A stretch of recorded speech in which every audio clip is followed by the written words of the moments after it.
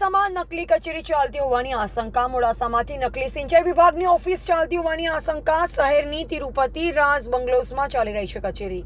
ઓફિસમાંથી બિલો અને સિંચાઈ વિભાગના સિક્કા પણ મળી આવ્યા.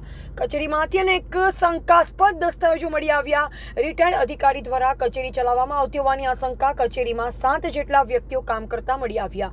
મોડાસા ટાઉન પોલીસ ઘટના સ્થળે પહોંચી તપાસ હાથ ધરી. સમગ્ર મામલે તપાસ ચાલુ. ટીવી18 ન્યૂઝ નેટવર્ક સાથે રિપોર્ટર પિયુષ કુમાર અરવલ્લી.